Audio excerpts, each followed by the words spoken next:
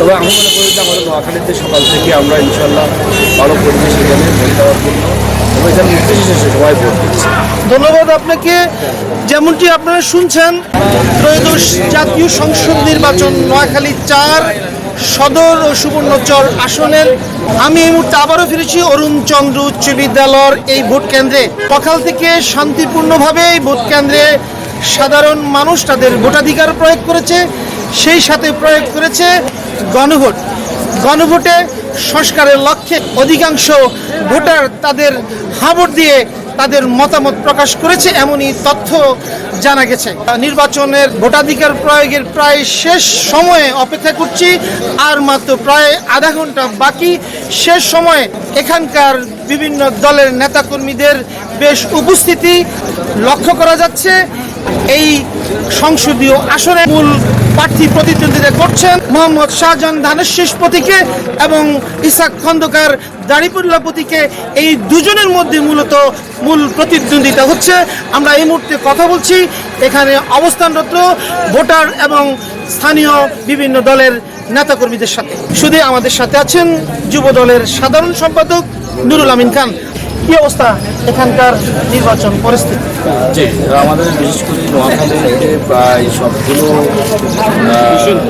কেন্দ্রে সুস্থ ভোট হচ্ছে সকাল থেকে। এখানে সবাই কিন্তু ভোট দিচ্ছে এবং পুলিশ মহিলা সবাই কিন্তু এখানে কেন্দ্র উচ্চ বিদ্যালয় নোয়াখালীতে সবাই ভোট দিয়েছে এবং এখানে সকলে আমাদের পাশে আমাদের বিশেষ করে জামাত কেন্দ্র আছে, আমরা আছি, আমরা এখানে কাজ করতেছি।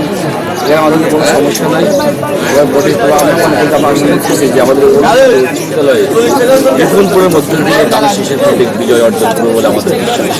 সকাল থেকে ভোটারদের উপস্থিতি আমি এখানে বেশ লক্ষ্য করেছি। এই কেন্দ্রে কত পার্সেন্ট ভোট কাস্ট হয়েছে বলে আপনি মনে করেন? এখন আমার তো মনে হয় যে এই কেন্দ্রে প্রায় 55 থেকে 60% কাছাকাছি কাস্ট হয়েছে। আপনার একজন বিএনপির রাজনৈতিক কর্মী হিসাবে কেমন প্রত্যাশা করছেন? মানে দীর্ঘ সময় কিন্তু মানুষ ভোট দেওয়ার সুযোগ পায়নি, কারণ মানুষ স্বতঃস্ফূর্ত ভোট দিতে পারেনি। এবার কিন্তু একটা জিনিস পরিলক্ষিত হচ্ছে যে এবার কিন্তু মানুষের ভয় ভীতিহীন মানুষ ভোট দিচ্ছে। শুধুমাত্র কালকে আমরা রাত্রে একটু উৎকণ্ঠ ছিলাম যে বিভিন্ন ইয়েতে যত কেন্দ্র দখল হয় কি না, কিংবা বিভিন্ন ধরনের ব্যালট পেপার চাপানো, সিল মারা বা ওই যে অতিরিক্ত আপনার এজেন্টের মাধ্যমে ভোট এখানে প্রয়োগ করা, এগুলো তো গতকাল রাত্রে আমরা কিন্তু আসলে একটু আতঙ্ক ছিলাম। তবে আমি মনে করি যে আমাদের নোয়াখালীতে সকাল থেকে আমরা ইনশাল্লাহ ভালো পরিবেশ এখানে ভোট দেওয়ার জন্য এবং এখানে নির্বিশেষে সবাই ভোট দিচ্ছে। ধন্যবাদ আপনাকে। যেমনটি আপনারা শুনছেন, নির্বাচনের প্রায় শেষ মুহূর্তে সাধারণ মানুষ, ভোটার এবং রাজনৈতিক নেতাকর্মীদের উপস্থিতি। এই স্থানটি এখন লোকে লোকারণ্য। আমি নোয়াখালী এই অরুণ চন্দ্র উচ্চ বিদ্যালয় এই নির্বাচনের শেষ মুহূর্তে শান্তিপূর্ণভাবে শেষ হয়ে যাচ্ছে। নির্বাচনের শেষ মুহূর্ত, আইনশৃঙ্খলা পরিস্থিতি বেশ ভালো, অনেক উৎকণ্ঠার মধ্যে দিয়ে গেছে বেশ গতকালকের বেশ কিছু সময়, কিন্তু এই মুহূর্তে শান্তিপূর্ণভাবে সকল দলের নেতাকর্মীদের উপস্থিতি এবং ভোট প্রয়োগের মধ্যে দিয়ে নির্বাচন এই শান্তিপূর্ণভাবে শেষ হয়ে যাচ্ছে।